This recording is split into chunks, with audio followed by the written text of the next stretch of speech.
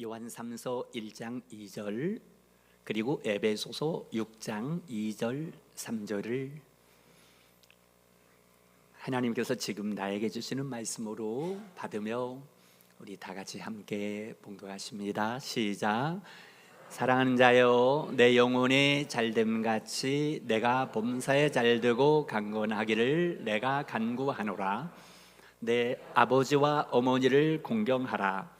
이것은 약속이 있는 첫 계명이니 이로써 내가 잘되고 땅에서 장수하랴. 아멘. 오늘 5월 가정의 날, 가족을 위해 기도하는 날, 예배 드리러 나오신 여러분들의 가정을 하나님께서 사랑하시고 축복하십니다. 우리 좌우에 있는 분들에게 이렇게 따뜻한 인사합니다. 하나님께서 당신의 가정을 사랑하십니다. 네. 그리고 이제 또 앞뒤에 있는 분들을 향하여 하나님께서 당신의 가정을 축복하십니다. 아멘. 아멘. 아멘. 네. 오늘 5월 셋째 주일은 우리 교회에서는 해마다 부부주일과 스승의 주일이라고 지키고 있습니다. 부부도 그렇고 우리 스승도 그렇고 여러분들 여기 계시는 모든 분들이 해당이 될 것입니다. 왜냐하면 부부 남편과 아내 혹은 스승이라고 그러면 학교에서 스승도 스승이겠지만은 또 교역자, 교회에서 교역자들이나 우리 주일학교 선생님들도 스승이 되고 여러분 모두 가정에서 자녀들에게 첫 번째 스승이 아닙니까? 다 그러한 스승이고 또한 그런 의미에서 여기 계시는 모든 분들이 스승이시고요. 그리고 우리 위에 계시는 최고의 스승이 계십니다. 그분은 성령님이십니다. 성령님은 우리의 스승 되셔서 성령이 스승 되셔서 진리를 가르치시고 거룩한 뜻을 깨달아 예수를 알게 하소서. 내 평생의 소원, 내 평생의 소원, 대속해 주신 사랑을 간절히 알기 원하네. 이 시간에 성령님이 스승되어 주셔서 여러분 우리 가운데 임하여 주시오. 진리를 가르쳐 주시고 거룩한 뜻을 깨닫게 하시고 예수를 알게 하십니다. 그리고 성령님이 우리를 향하신 소원은 예수의 사랑을 알기를 원하는 그런 소원을 가지고 있습니다. 오늘 말씀을 하나님의 소원, 부모의 소원이라는 제목을 정했는데요. 그 말씀이 요한 3서 1장 2절입니다. 예수 믿는 분들은 모르는 분들이 없을 것이고 또 암송도 할 것이고 너무 좋아하는 말씀 아닙니까? 요한 3서 1장 2절 말씀을 우리 다시 한번 함께 읽도록 합니다. 시작. 사랑하는 자여, 내 영혼이 잘됨같이 내가 범사에 잘되고 강건하기를 내가 간구하노라. 아멘. 자, 이 말씀만 보면요, 제가 이 말씀에 대한 컴플렉스가 있습니다. 무슨 뜻일까? 무슨 컴플렉스일까? 한 15년, 13 내지 15년쯤 된 것 같습니다. 이 말씀을 가지고 주일날 설교를 하게 되었습니다. 근데 그 당시에 제가 설교 대학원을 다니고 있어서 설교 대학원을 매주마다 가고 하루 수업을 듣고 또 주일 설교를 위해서 설교 본문을 교수님이 정해주시면 그 본문을 가지고 한 주간 내내 준비하여 금요일 밤까지 이메일로 교수님에게 보내면 교수님이 평가를 해서 거기다 빨간 글씨로 이렇게 수정할 거 수정하고 잘못된 건 고치라 하고, 그리고 맨 마지막에 총평을 쓰십니다. 바로 그때에 이 요한3서 1장 2절 말씀을 가지고 주일날 설교를 하되 준비해서 보내라고. 그래서 제가 한 주간 열심히 준비해서 금요일 밤에 메일로 보냈습니다. 그랬더니 이제 토요일 날 아침에 교수님으로부터 답신 메일이 이제 코멘트 해가지고 온 겁니다. 그때 제 마음의 기대는 교수님이 칭찬해 줄 거야. 내가 이렇게 설교문을 열심히 만들었는데 칭찬 받으리라는 이런 기대감을 가지고 메일을 열어서 보았는데요, 이런 이제 빨간 글씨로 총평이 기록이 돼 있었습니다. 목사님, 설교문 작성 참 잘했습니다. 그런데 가요 오디션 프로그램에서 가수 지망생이 노래를 불렀는데 심사위원 중에 박진영 씨가 한 번은 이런 말을 했습니다. 야, 노래를 이렇게 잘했는데 이렇게 감동이 없을 수가 있을까요? 목사님의 설교문이 그렇습니다. 저는 그때요, 제 머리를 망치로 꽝 맞은 것처럼 설교문 작성 잘했는데, 이렇게 잘 만들었는데 이렇게 감동이 없을 수 있을까요? 저는 10몇 년 전의 일을 지금도 잊을 수 없고, 그 교수님의 코멘트를 제가 스마트폰으로 찍어서 지금도 가지고 있습니다. 때때로 설교 준비할 때마다 그 내용을 봅니다. 이렇게 설교를 잘했는데 이렇게 감동 없을 수 있을까요? 그리고 요한3서 1장 2절에 하나님이 사랑하는 자요 하는데, 사랑하는 자를 향한 하나님의 그 마음이 감동되게 전하라는 거예요. 설교문 다시 만들라고요. 제가 잊을 수 없는 그때의 그 요한3서 1장 2절만 보면 컴플렉스가 있습니다. 오늘 또 10몇 년 만에 이 말씀을 들고 섰는데 가능할지 모르겠습니다. 그 하나님의 마음을, 사랑하는 자여 내 영혼이 잘됨 같이 네가 범사에 잘되고 강건하기를 내가 간구하노라. 이게 하나님의 소원입니다. 물론 요한3서는 사도 요한이 가이오라는 성도에게 보낸 편지인데, 모든 성령은 하나님의 감동으로 기록됐기 때문에 하나님의 편지입니다. 그래서 이건 하나님의 소원, 또한 부모의 소원입니다. 왜냐하면 하나님이 이 세 가지 소원, 첫째, 내 영혼이 잘 되기를, 둘째, 네가 범사에 잘 되기를, 셋째, 네가 강건하기를, 이 소원. 또 우리 부모들이 원하는 소원이 있습니다. 그게 무엇일까? 첫째가 이것입니다. 부모의 소원은 자녀들이 하나님께 가까이 하며 하나님과 살아가기를 소원합니다.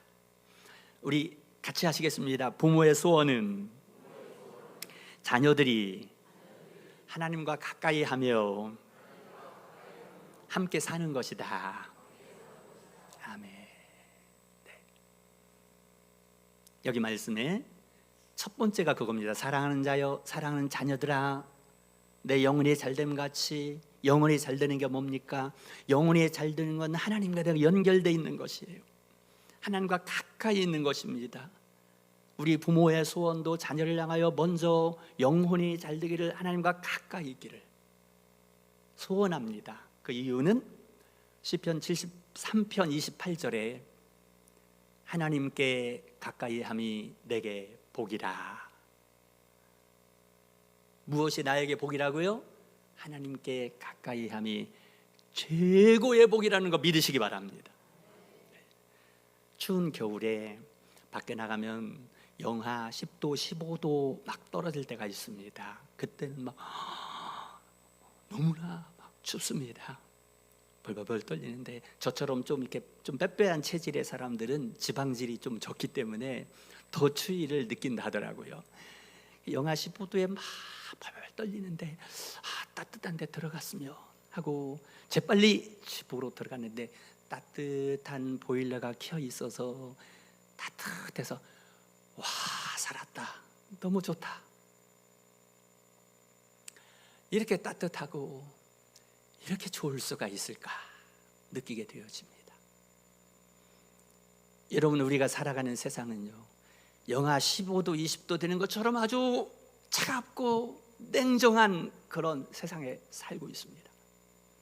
그래서 우리나 우리 자녀들은 그렇게 춥고 추운 세상에서, 황야 같은 세상에서, 광야길에서 힘들어하고 떨며 살고 있습니다.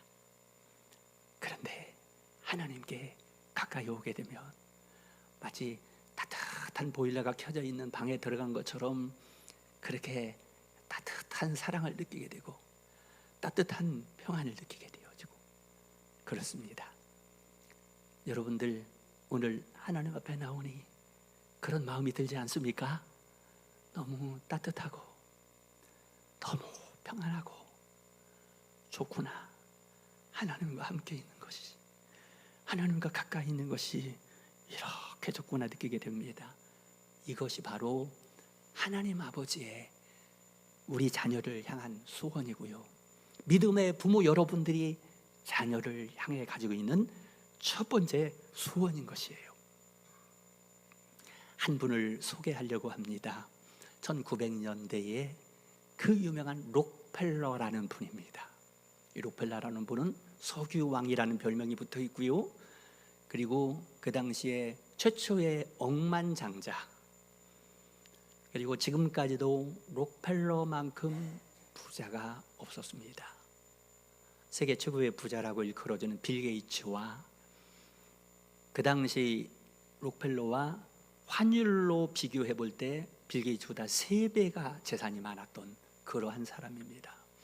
지금 부자라던 게 중요한 게 아니고 록펠러라는 사람이 어떤 영향력을 미쳤는지, 그가 참으로 미국 뉴욕에 있는 그 유명한 센트럴 파크 있잖아요. 센트럴 파크를 록펠러가 기증을 한 것이라고 합니다.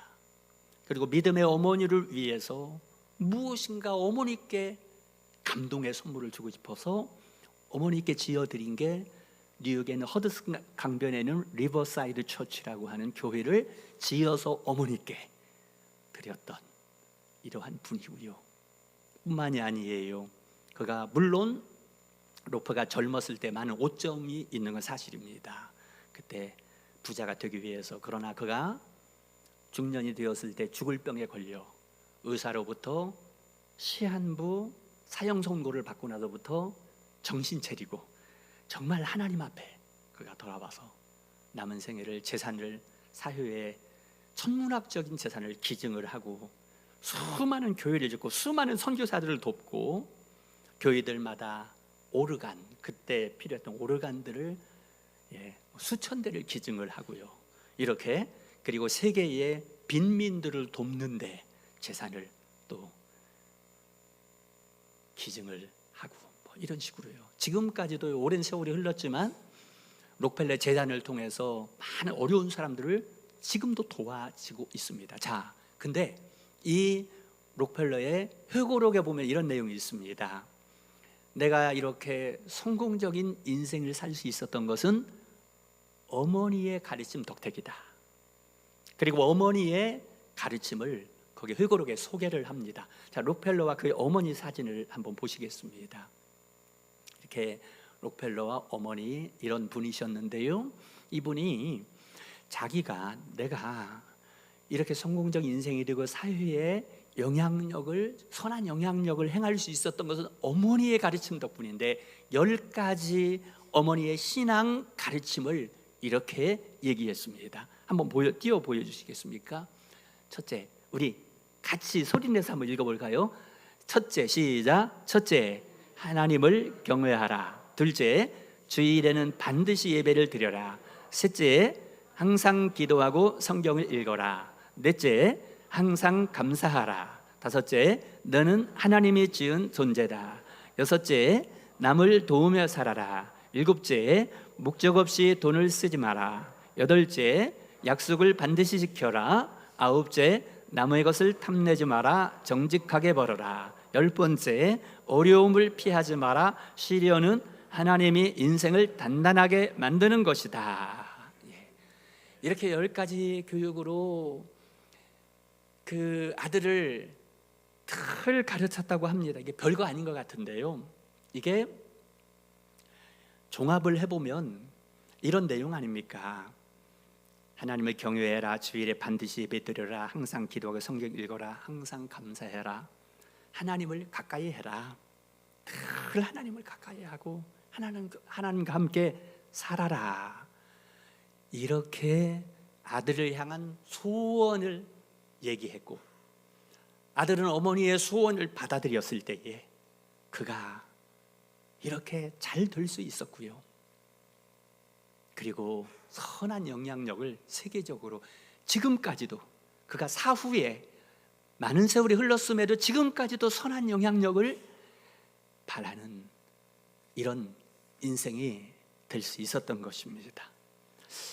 여러분, 이게 우리 믿음의 부모가 자녀들에게 원하는 소원 아닙니까?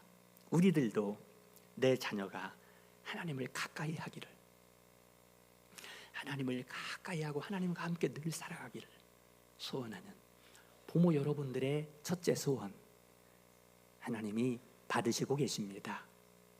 오늘도 여러분들이 자녀를 위해 기도하는 마음으로 이 자리에서 내 자녀가 하나님을 가까이 하는 것이 저의 첫째 소원입니다. 이 소원을 받으시고 우리 하나님께서 그 소원을 이루어 주실 것입니다. 하나님을 가까이 하는 것이 부모의 소원이고 그 위에 계시는 하나님 아버지의 소원이라는 것을 우리 기억하시면서 이 자리에 있습니다. 그리고 한 가지 더, 부모의 소원 한 가지 더 말씀을 드립니다. 그것은 자녀들이 잘되고 행복하게 사는 것입니다. 우리 같이 하시겠습니다. 부모의 소원은 자녀들이 잘되고 행복하게 사는 것이다. 네, 오늘 본문 요한 3서 1장 2절에 다시 보겠습니다. 사랑하는 자여, 내 영혼이 잘됨같이 내가 범사에 잘되고 강건하기를 내가 간구하노라. 네, 내가 간구하노라. 이게 내가 소원하노라입니다. 하나님이 우리에게 소원하는데요, 간구는 간절히 기도한다는 겁니다. 간절히 소원한다. 하나님 아버지가 이 시간에도 여러분 자녀를 향하여서 간절히 소원하는 것은 첫째, 영혼이 잘되고 하나님을 가까이 하며, 둘째는요, 범사에 잘되고 강건하기를, 다 잘되고 다 복되기를 소원한다. 부모의 소원입니다. 우리 부모들이 자녀를 향한 소원 생각하며 우리는 부모의 마음을 한번 생각해 보기를 원합니다. 이 시간에 영상을 통해서 부모의 마음을 조금 엿보도록 하겠습니다. 네, 부모가 자녀를 위해서 3가지 마음이 있다고 합니다. 그 3가지 마음이 뭐냐면 미고사입니다. 미안하다, 고맙다, 사랑한다. 첫째가 미안하다는 마음이라고 합니다. 잘 해주지 못해서 미안하다. 방금 영상에서도 부모들이 공통적으로 하는 게 미안한 마음이다. 더 잘 해주지 못해서, 더 많은 것 해주지 못해서 미안하다. 바쁘게 살다 보니 잘 돌봐주지 못해서 미안하다. 어려운 형편에 살다 보니 좋은 것 잘 못해줘서 미안하다. 초보 아빠 엄마이다 보니 실수도 많았다. 누가 아빠 엄마 자격증 따가지고 아빠 엄마 됩니까? 어찌 하다 보니 정말 아무것도 모르는데 아빠 엄마 돼가지고 키우다 보니 실수도 많았고, 본의 아니게 아이들에게 상처도 많이 주게 되었고요. 이런 마음 때문에 늘 부모의 마음에는 미안하고 또 미안한 마음이 있습니다. 두 번째, 고맙다는 마음이 있다고 합니다. 부모로서 이렇게 잘 해주지 못했어도 잘 커줘서 고맙다. 이만큼 커줘서 고맙고 이만큼 살아줘서 고맙다. 어버이날 됐다고 카네이션 꽃도 달아주고 부모라고 걱정도 해줘서 고맙다. 이런 마음이 있다고 합니다. 세 번째, 사랑하는 마음이 있다고 합니다. 당연한 거겠지만요, 부모가 자식을 사랑하는 마음은 위에 계시는 하나님 아버지께서 자녀를 사랑하는 마음을 그대로 넣어주셨기 때문에요, 우리 하나님 아버지께서 끝까지 자녀이 우리를 사랑하는 것처럼 부모는 자녀를 끝까지 사랑합니다. 하나님 아버지 이 땅에 인간으로 오셔서 우리를 위해 죽기까지 사랑한 것처럼 부모는 죽기까지 끝없이 자녀를 사랑하는 마음이 있습니다. 근데 자녀가 그 마음을 잘 이제 몰라주는 게 문제인데요, 그런데 아버지와 어머니의 사랑은 똑같이 크지만 그 모양이 다릅니다. 이런 말이 있습니다. 어머니는 손길로 사랑하지만 아버지는 마음으로 사랑한다. 이런 말이 있습니다. 어머니는 감성이 있습니다. 그래서 감성 표현도 좀 하고 이렇게 좀 세심하게 자녀들에게 사랑 표현이 갑니다. 네, 저도 아버지지만요, 이 감성적인 부분이 무디기 때문에, 서툴기 때문에 표현이 잘 안 돼서 그냥 마음속으로만 이렇게 사랑하는 그런 답답한 부분들이 있습니다. 그래서 이런 말이 있습니다. 아버지의 사랑이라는 글인데요,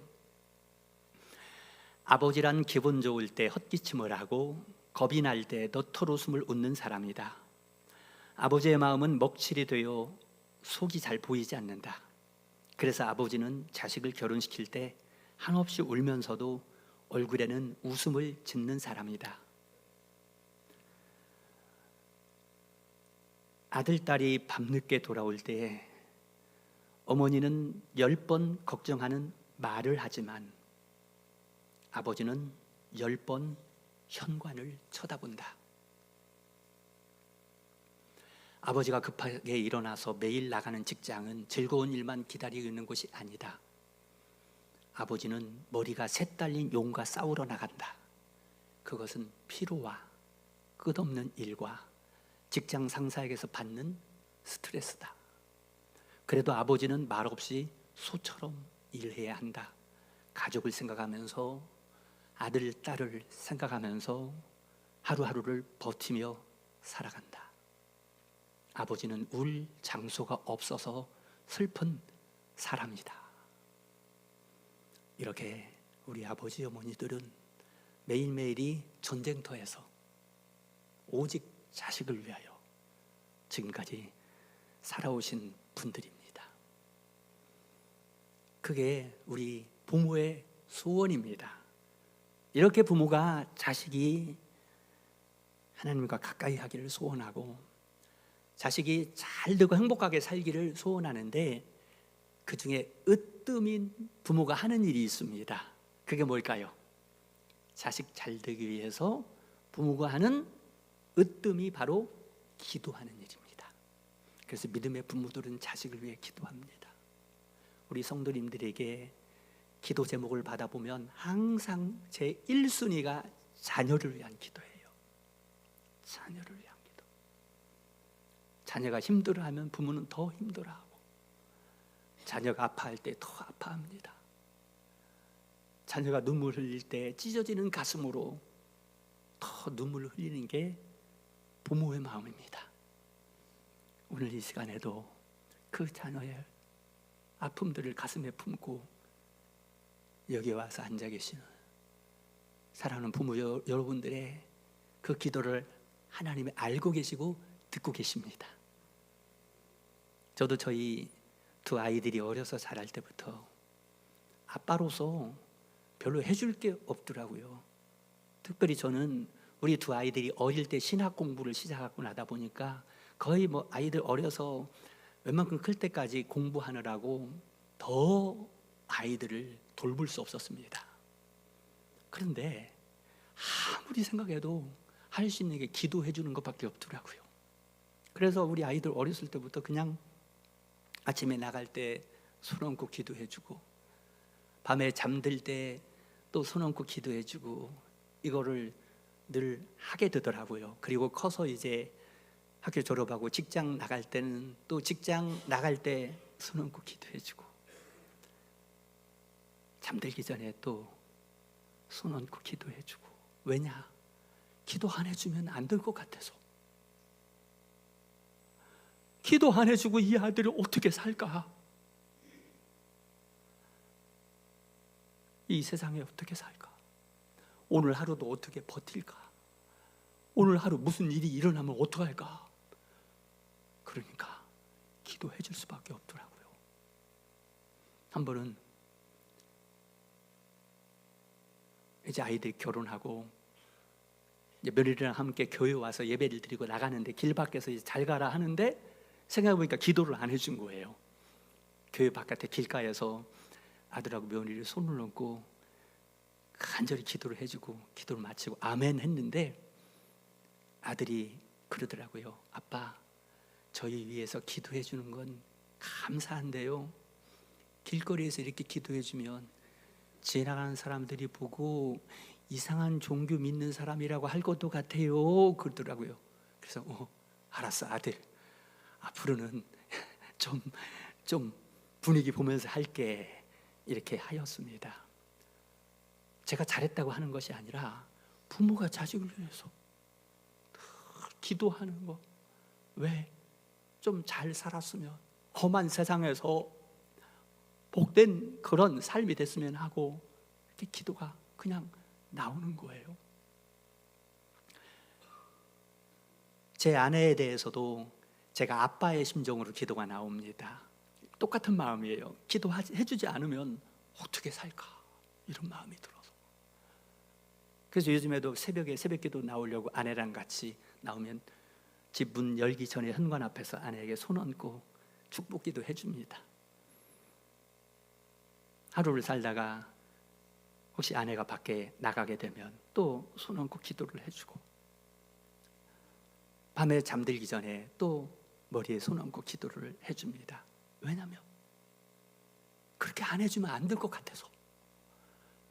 기도 안 해주면 어떻게 살까? 어떻게 살까? 이런 마음 때문에 그렇게 해주고 있습니다. 여러분, 부모 여러분, 사랑하는 자녀들이 잘 되기를 원하며, 사랑하는 자여 내 영혼이 잘됨 같이, 사랑하는 아들아 사랑하는 딸아, 네가 범사에 잘되고 강건하기를 내가 간구하노라. 네가 잘 살고 네가 행복하게 되기를 내가 소원한다. 내가 소원한다.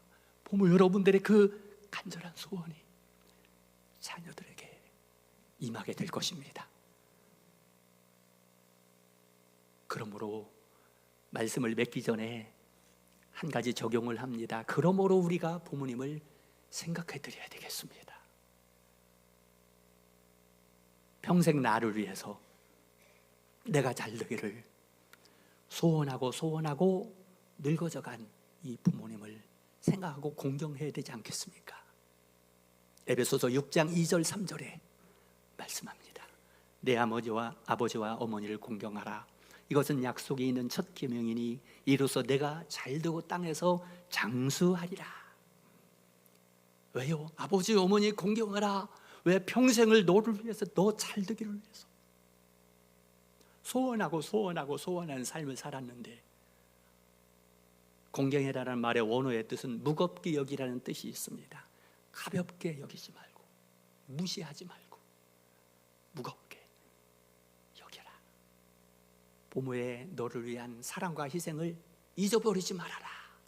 이러한 뜻인 것입니다. 이제 마지막으로 부모님을 생각하면서 한 3분 정도 영상을 한번 보시고 이제 설교를 마치도록 하겠습니다.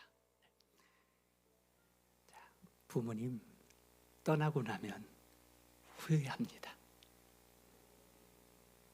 후회 없도록 잘 해드려야 될 줄로 믿습니다. 설교를 맺도록 하겠습니다. 하나님이 우리를 향한 소원이 있듯이 부모님이 우리를 향한 소원이 있습니다. 첫 번째는 하나님과 가까이 하며 함께 살아가는 것이고요. 두 번째는 자녀들이 좀 잘 살고 행복하게 살기를 원하는 소원입니다. 이것은 위에 계신 하나님 아버지가 자녀인 여러분을 향한 소원이고 부모 여러분들이 자녀를 향한 소원입니다. 이 소원을 하나님이 다 알고 계시니 부모 여러분, 우리 하나님께 맡기시고 자녀 손들 하나님께 맡기고 꼭 이 하나님이 우리에게 가르치신 이 기도문을 기억하시고 해보셔요. 사랑하는 내 자녀가 하나님과 가까이 살게 하시고 복된 삶을 살아가게 해주시옵소서 라고 기도하는 그 기도와 소원을 하나님이 받으시고 이루실 것이요, 이 부모님들을 잊지 말고 여러분 귀히 여기며 살아가는 복된 가정들 될 수 있기를 주님 이름으로 축원드립니다.